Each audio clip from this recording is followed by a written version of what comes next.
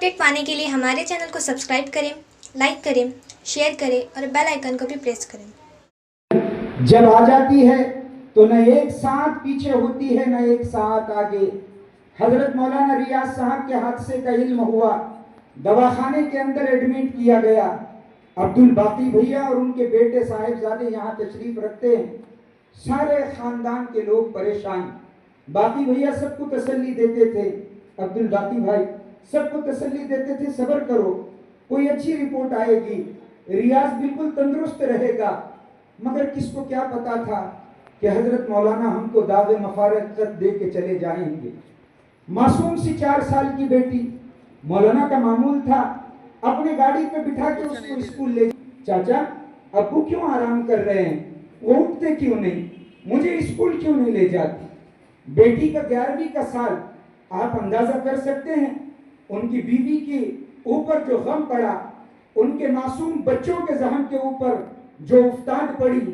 میرے الفاظ، میرے تعبیرات قطعاً بھی ان کا درد لفظوں میں کھینچ نہیں سکتے، مگر میں آپ سے کہتا ہوں ایک دن آئے گا ان کی معصوم بچی بڑی ہو جائے گی، ایک وقت آئے گا جیسے آپ شامیانے میں بیٹھے ہیں ویسے اس کے لیے بھی شامیانہ لگ جائے گا۔ وہ اپنی امی سے سوال کرے گی، امی آج چچا یہاں پہ ہے، تاہے ابو ہے، آپ ہے، کاش ابو ہوتے تو میں ان کو سلام کر کے رخصت ہو جاتی۔ بیٹی کی نگاہیں باپ کا دیدار کرنے کے لیے بے چین رہے گی، اس کو چاہے آپ انعامات میں دنیا کی ساری نعمتیں اس کے قدموں پہ ڈال دو، میں اللہ کی ربوبیت کی قسم کھا کے کہتا ہوں بیٹی کی محبت جو باپ سے ہوتی ہے اور باپ کی محبت جو بیٹی سے ہوتی ہے، اس کی نظیر دنیا میں کوئی انسان نہیں پیش کر سکتا، اور اس دنیا کے کسی زبان میں ان محبت کی تعبیر کے لیے الفاظ وضع نہیں کیے گئے۔ اللہ کے بندو، اگر تم مجھ سے پوچھو کہ مولانا ریاض صاحب کے لیے بہترین خراج عقیدت کیا ہے، میں اللہ کے گھر میں کھڑے رہ کے کہتا ہوں ان کے لیے اہلیان ہنگولی کا بہترین خراج عقیدت یہ ہے کہ وہ مدرسے کی عمارت جس کا نام معراج المؤمنات ہے، وہ اپنی بنیاد سے لے کر پائے تکمیل تک پہنچے۔ اس عمارت کا تقاضا جب آپ کے سامنے آئے، آپ اللہ کی ذات پر یقین رکھ کے کہیں انشاءاللہ ہم ایک کمرہ بنانے کے لیے تیار ہیں۔ بولو بھائی تیار ہے کہ نہیں؟ دیکھیے شاعر کا شعر ہے، دست محنت سے بنا تو بھی کوئی نقش عظیم، حسرت سے کسی محل کی تعمیر نہ دیکھ۔ شاہ جہاں نے تاج محل بنایا یا دہلی کا لال قلعہ، کوئی بڑی بات نہیں، آپ اپنے دست محنت سے کچھ بنائیے اور اللہ کے پاس اپنا اجر پائیے۔ میں بہت خلوص و محبت کے ساتھ ہم سبوں کے مخدوم مکرم، مفکر قوم و ملت، نوجوان صالح عالم دین حضرت مولانا محمد حذیفہ صاحب وستانوی سے ایک گزارش یہ بھی کروں گا کہ حضرت ہمارے شہر ہنگولی میں ماشاءاللہ جامعہ اشاعت العلوم عقل کنواں کے فضلاء کی بڑی تعداد ہے، وہاں کے فضلاء یہاں پر بے نظیر خدمات انجام دے رہے ہیں ماشاءاللہ۔ مساجد کے منبر ان کے خطبوں سے مزین ہیں، مکاتیب میں بیٹھ کر وہ قال اللہ و قال الرسول کی تعلیم دے رہے ہیں، وہ فتنوں کے سرکوبی کے لیے بھی ہمیشہ تیار ہے۔ آپ ہمیشہ بیزی رہتے ہیں، گناہ کو مصروفیات ہے، بڑے اللہ رب العزت آپ سے اس کم عمری میں خدمات لے رہا ہے۔ میں آپ سے گزارش کروں گا کبھی وقت فارغ رہیں تو آپ ضرور ہنگولی تشریف لائے یا یہاں کے ابنائے جامعہ کو بلائیں، ان کی ہمت افزائی کریں۔ میں بہت خلوص، ادب و احترام، اکرام کے ساتھ ہمارے اپنے صوبے نہیں بلکہ پورے ملک بھارت کے عظیم عالم دین حضرت مولانا محمد حذیفہ صاحب وستانوی کو اقبال کے اس شعر سے دعوت دوں گا۔ اقبال کہتے ہیں ہوا نیلی نیلی فضا میں سرور، ٹھہرتے نہیں آشیا میں طیور، وہ جوئے کو ہستہ اونچکتی ہوئی، لچکتی سرکتی سنبھلتی ہوئی، بڑے پیچ کھا کر نکلتی ہوئی، رکے جب تو سل چیر دیتی ہے یہ، پہاڑوں کے دل چیر دیتی ہے یہ، مگر دیکھا ہے ساقی لال افام، سناتی ہے یہ زندگی کا پیام، پلا دے مجھے وہ میں پردسوز کہ آتی نہیں فصل گل روز روز، وہ میں جس سے روشن ضمیر حیات، وہ میں جس سے ہے مستی کائنات، وہ میں جس سے ملتا ہے راز ازل، وہ میں جس سے کھلتا ہے راز ازل، اٹھا ساقیہ پردہ اس راز سے، لڑا دے ممولے کو شہباز سے، برسر مائی ہمارے ملک بھارت کے بے نظیر با فیض عالم دین مختوم مکرم حضرت مولانا محمد حذیفہ صاحب وستانوی حفظہ اللہ ورا، میں حضرت سے بہت ادب کے ساتھ التماس کروں گا کہ حضرت اپنے نصائح عالیہ سے ہم سب کو محسوس فرمائیں اور میری سمع خراشی کو معاف فرمائیں۔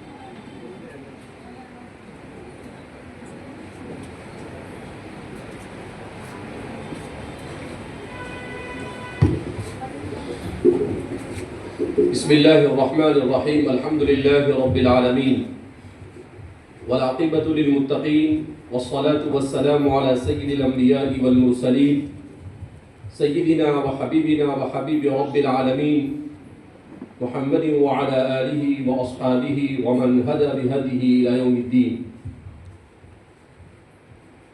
قال الله تبارك وتعالى في كتابه المجيد والفرقان الحميد: أعوذ بالله من الشيطان الرجيم، بسم الله الرحمن الرحيم. فقد من الله على المؤمنين إذ بعث فيهم رسولا منهم. وقال النبي صلى الله عليه وسلم: العلماء ورثة الأنبياء، والأنبياء لم يورثوا دينارا ولا درهما، وإنما ورثوا العلم، ومن أخذها أخذ بحد وافر، او کما قال صلی اللہ علیہ وسلم۔ برادران اسلام، شہر ہنگولی سے تعلق رکھنے والے نوجوانان ملت، میں جانتا ہوں کہ یہ کوئی ایسا وقت نہیں ہے جس میں پروگرام کیا جائے، اس لیے کہ ہندوستان میں یہ بارش کا موسم ہے، اور بارش کے موسم میں عام طور پر کسی قسم کے پروگرام کے انعقاد سے اجتناب کیا جاتا ہے، مگر ہنگولی والوں کا ایک قرض تھا کہ رمضان سے پہلے ایک پروگرام یہاں پر منعقد ہوا جس میں ناچیز کو دعوت دی گئی، مگر ہمارے جامعہ اسلامیہ شاہ علوم عقل قوا کے موقر استاد اور بندے کے رفیق درس، جامعہ کے اولین ناظم مکاتب اور ناظم تعمیرات حضرت مولانا یعقوب صاحب خانپوری نور اللہ مرقدہ کے صاحبزادے نوجوانی میں اچانک اس دنیا سے رخصت ہو گئے، تو مجھے بیچ راستے سے بہت ساری نسبتوں کا لحاظ رکھتے ہوئے واپس جانا پڑا اور یہاں کے پروگرام میں شرکت نہیں ہو سکی۔ تو ہنگولی کے احباب جب بھی اطراف اکناف میں 200-300 کلومیٹر میں کوئی پروگرام ہوتا تو یہ لوگ آ کر بیٹھ جاتے کہ ہمارے یہاں کب آ رہے ہیں۔ ایک دن کل کو آ گئے، اب آفس میں آ کر بیٹھ گئے۔ میں نے کہا کہ اب تو چارہ ہے ہی،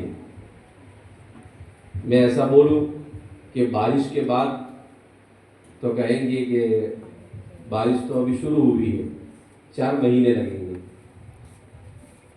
تو بہرحال ان کے اصرار پر موسم نہیں ہے، پھر بھی یہاں کا پروگرام بنایا گیا، اور اللہ رب العزت نے ہر چیز کے لیے ایک وقت مقرر کیا ہے. لکل شیء اجل، ہر چیز کے لیے ایک وقت متعین ہے. عربی میں کہتے ہیں کل شیء مرہون بالقدر، کہ ہر چیز یہ تقدیر کے ساتھ جڑی ہوئی ہے.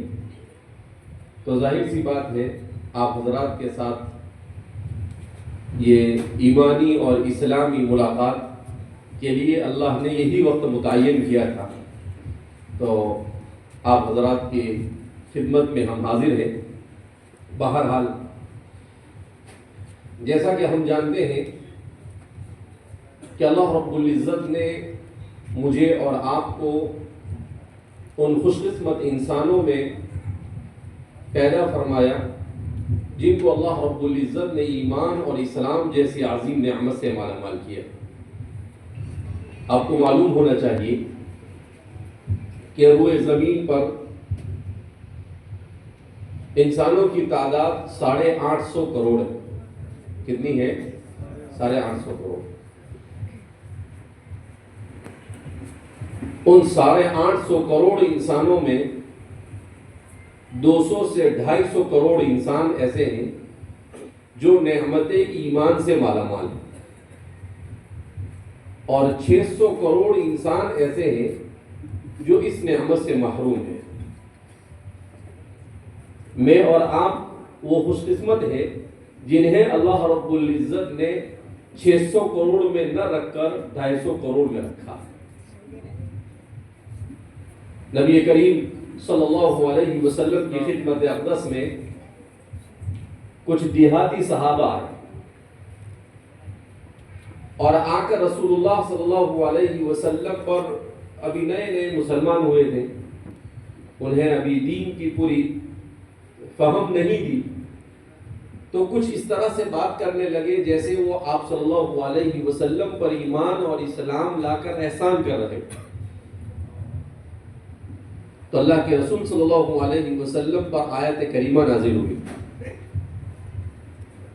قالت الاعراب آمنا، کہ دیہاتیوں نے کہا ہم ایمان لے آئے.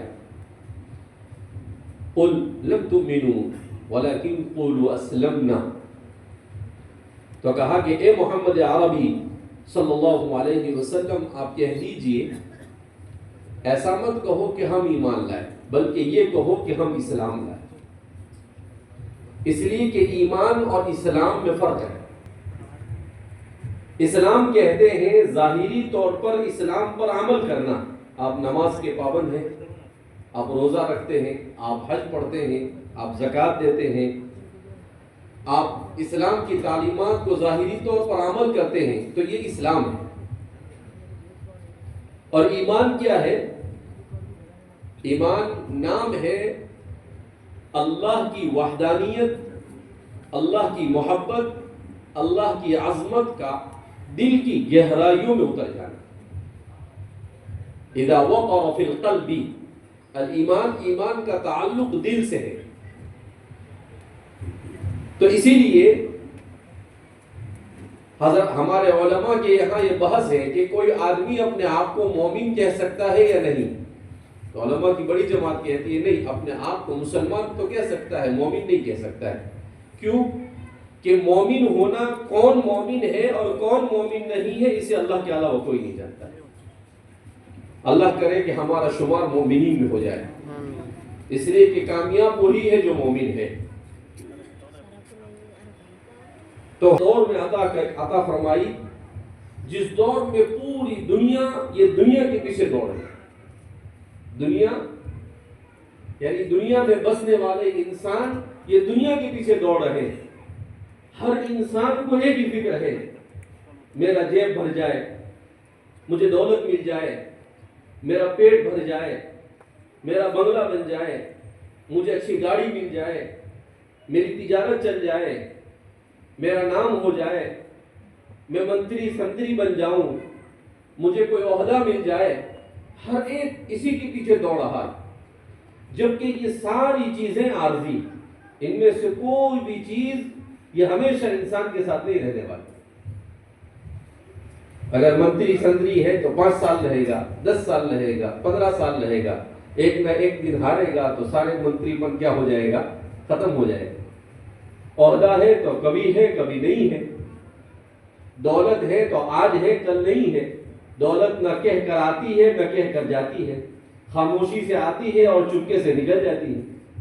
اسی لیے حضور نے کہا کہ المال غاد و راحل، مال تو ہاتھ کا میل ہے، صبح ہے اور شام کو نہیں ہے۔ تو میرے بھائی اور دوستوں اور بزرگوں، اب اللہ نے جو اسلام مجھے اور آپ کو عطا کیا ہے، اس اسلام کو ایمان میں تبدیل کرنے کے لیے محنت کرنی پڑتی ہے۔ دنیا میں ہر چیز محنت سے وجود میں آتی ہے، تو ایمان سے زیادہ قیمتی کوئی چیز نہیں، تو اس کے لیے کتنی محنت کی ضرورت ہوگی؟ اس کے لیے اتنی محنت کی ضرورت کہ حضرات صحابہ نے اپنی جانیں قربان کر دی، اس کے لیے اتنی محنت کی ضرورت کہ حضرات صحابہ نے اپنی دولت لٹا دی، اس کے لیے اتنی محنت کی ضرورت صحابہ نے اپنی اولاد کو لٹا دیا، اس کے لیے اتنی محنت کی ضرورت کہ حضرات صحابہ نے، اور اس کے بعد 1400 سال میں امت میں ہر زمانے میں اللہ ایسے لوگوں کو کھڑا کرتا رہا کہ کوئی پوری زندگی اللہ کے دین، اپنی عزت کو اللہ کے دین کے لیے قربان کرتا رہا۔ اور اگر کوئی قربانی کے لیے کھڑا ہوتا ہے تو یہ بھی اللہ کی توفیق سے، یہ بھی کس کی توفیق سے؟ وما توفیقی الا باللہ۔ حضرت شعیب علیہ السلام جیسا جلیل القدر نبی کہتا ہے، کیا کہا؟ وما توفیقی الا باللہ۔ حضرت شعیب علیہ السلام کی قوم نے شعیب علیہ السلام کو بہکانا چاہا، کہا کہ ارے تم تو چھوٹے تھے تو بڑے ہوشیار تھے، تو ہم کہتے تھے کہ بڑے ہوں گے شعیب تو بڑے ہونے کے بعد بہت ہمارے کام آئیں گے، لیکن یہ کیا ہوا؟ بڑے ہونے کے بعد تم نے تو اپنے آبا و اجداد کے دین کو چھوڑ کر ایک اللہ کی طرف بلانا شروع کر دیا۔ شعیب علیہ السلام سمجھ گئے کہ یہ لوگ مجھے چنے کے جھاڑ پر چڑھانے کی کوشش کر رہے ہیں۔ چنے کا جھاڑ نہیں ہوتا ہے نا، چنے کا پودا ہوتا ہے، ایک ہوتا ہے درخت اور ایک ہوتا ہے پودا۔ پودے پر کون چڑھے گا؟ اس لیے کہ پودے پر پاؤں رکھیں گے تو وہی بیچارہ نیچے آ جائے گا، تو درخت پہ چڑھا جاتا ہے۔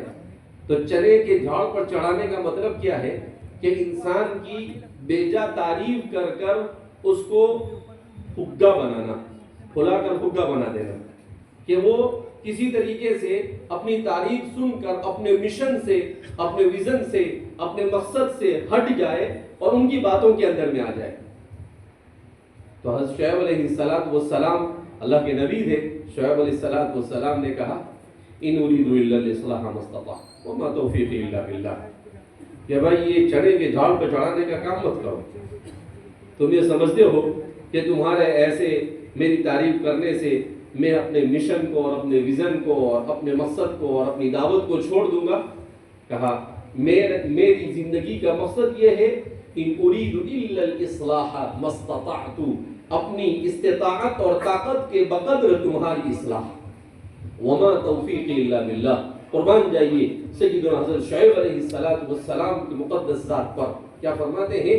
وما توفیقی الا باللہ۔ اور اگر میں یہ نیکی کا کام کر رہا ہوں، یہ دعوت میں لگا ہوا ہوں، میں اللہ کے دین کی طرف لوگوں کو بلا رہا ہوں، تو یہ بھی اللہ کی توفیق سے۔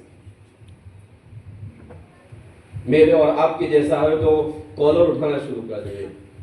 دیکھو ہم تو ہر سال ایک چلہ لگاتے ہیں، ہم تو ہر سال مدرسے میں اتنا تعاون کرتے ہیں۔